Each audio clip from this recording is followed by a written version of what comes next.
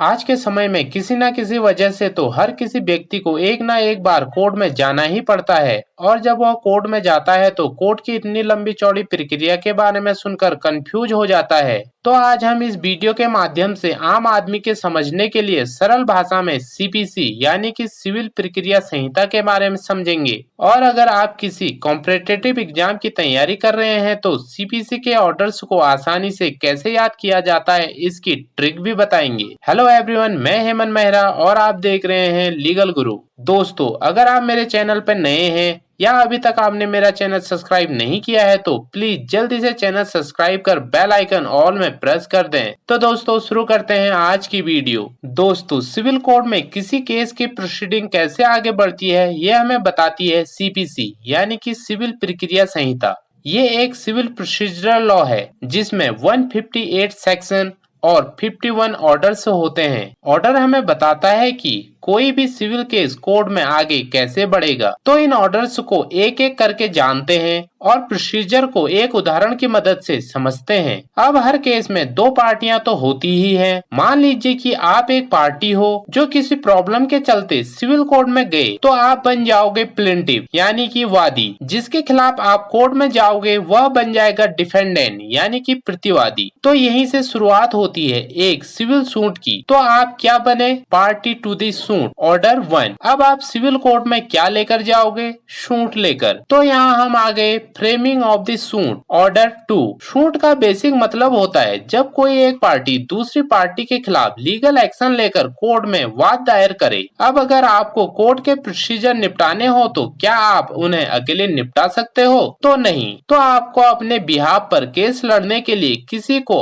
रखना पड़ेगा। तो यहाँ पर हमें जरूरत पड़ेगी प्लीडर या वकील की। तो अब हम आ गए ऑर्डर 3 में। अब आपने वकील रख लिया तो ये वकील करेगा क्या? तो आप वकील को बताते हो कि आप कोर्ट में क्यों आए हो और आपको क्या चाहिए। अब आपकी बात वकील साहब तो समझ गए, लेकिन आपकी बातों को जज साहब कैसे जानेंगे? तो वो जानेंगे प्लिंट से। अब प्लिंट में कुछ भी लिख कर तो जमा कर नहीं सकते हैं, तो आपका वकील आपके लिए प्लिंट तैयार करके कोर्ट में जमा करेगा और सूट को इंस्टीट्यूट करेगा। तो ये हो गया institution of the suit. Order 4। अब सूट इंस्टीट्यूशन के बाद आपका काम तो निपट गया, लेकिन डिफेंडेंट को तो नहीं पता ना कि उसके खिलाफ कोई सूट फाइल किया गया है। तो तब बारी आएगी समन की। तो कोर्ट डिफेंडेंट को समन भेजेगा। तो यहाँ आ गया issue and service of summons. Order 5। अब डिफेंडेंट को भी पता चल गया समन की मदद से कि उसके खिलाफ कोर्ट में केस फाइल हुआ है। प्लिंटिफ यानी कि वादी ने तो अपने प्लिंट को कोर्ट में फाइल कर दिया। अब इसके बदले में डिफेंडेंट को भी तो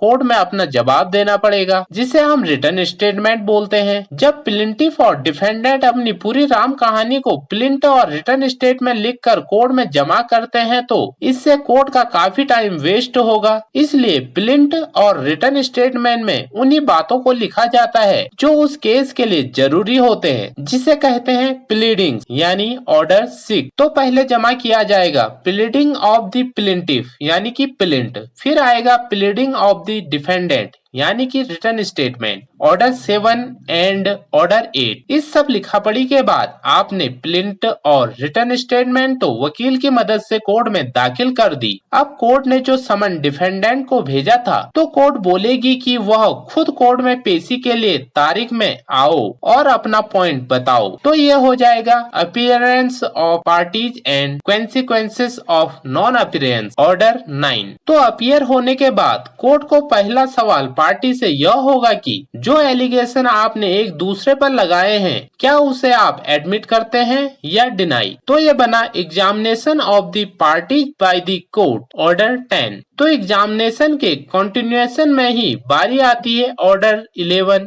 ऑर्डर 12 और ऑर्डर 13 की। इसमें कोर्ट प्लिंट और रिटर्न स्टेटमेंट की मदद से तो पार्टीज को सुन चुका होता है, लेकिन उसे इश्यूज भी फ्रेम करने होते हैं और केस को गहराई से समझना भी होता है। तो क्या पार्टीज को सुनना काफी है? नहीं, कोर्ट को और भी फर्दर इंफॉर्मेशन और तथ्य जानने पड़ेंगे, जिसके लिए वह डिफेंडेंट से और भी ज्यादा सवाल पूछेगा और डॉक्यूमेंट मंगवाएगा। तो यहाँ आता है order 11 discovery and inspection. Order 12 admission. Order 13 production, impounding and return of document. इन सब के बाद कोर्ट को केस की काफी जानकारी हो जाती है, तो वह अब इशू फ्रेम करेगा। इशूज वो क्वेश्चन ऑफ फैक्ट या लॉ है जिसे एक पार्टी एग्री करती है और दूसरी डिनाई। तो ये फ्रेमिंग ऑफ इशूज दिया गया है ऑर्डर 14 और ऑर्डर 15 में। अब कोर्ट ने पार्टी भी एग्जामिन कर ली, इशूज भी फ्रेम कर लिए, तो अब बचा कौन? विटनेस। अब बारी आएगी विटनेसेस की। जैसे कोर्ट डिफेंडेंट को बुलाने के लिए समन भेजती है, उसी प्रकार विटनेसेस को बुलाने के लिए भी कोर्ट समन भेजेगा। तो यहाँ आ गया order 16 summon and attendance of witnesses. इसके बाद कोर्ट का पूरा ध्यान हो जाएगा केस की पेशी की ओर, और कोर्ट पेशी की तारीख तो निकालती ही है, और अगर कोई पार्टी इस पेशी की तारीख को कोर्ट में नहीं आ पाती है तो कोर्ट केस को आगे बढ़ा सकती है। तो अब हम आ गए ऑर्डर 17, ऑर्डर 18 एंड ऑर्डर 19 में। ये ऑर्डर हियरिंग से जुड़े हुए हैं। तो इतने लंबे चौड़े प्रोसीजर के बाद कोई पार्टी नहीं आ पाती है तो कोर्ट उस दिन की हियरिंग को एडजॉर्न कर देती है।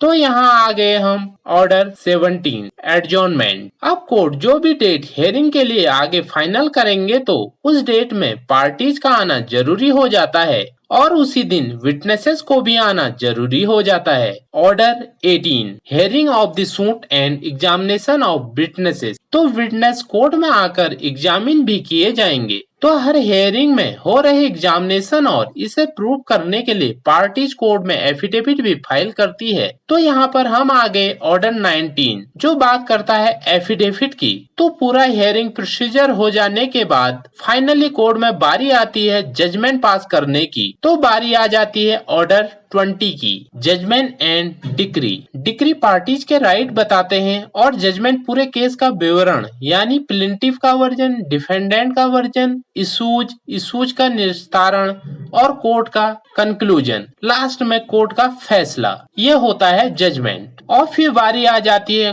कोर्ट द्वारा किए गए ऑर्डर के एग्जीक्यूशन की। ऑर्डर 21 जो की बात करता है execution of decree and order. तो ये हुए सीपीसी के 21 तक के ऑर्डर। तो दोस्तों इस एग्जाम्पल की मदद से सीपीसी के 21 ऑर्डर्स को पढ़ना कितना आसान हुआ या नहीं मुझे मैसेज में जरूर बताइएगा। और अपनी फर्दर किसी भी क्वेरी के लिए मुझे कमेंट बॉक्स में कमेंट कर सकते हो। उम्मीद करता हूँ ये जानकारी आपके लिए उपयोगी होगी। तो दोस्तों मेरी वीडियो को लाइक कर, चैनल को सब्सक्राइब कर, बेल आइकन ऑल में प्रेस कर दें ताकि मेरी हर आने वाली वीडियो का नोटिफिकेशन आपको टाइम से मिल सके। और इस जानकारी को सभी तक पहुँचाने के लिए वीडियो को शेयर करना ना भूलें। वीडियो को अंत तक देखने के लिए थैंक यू।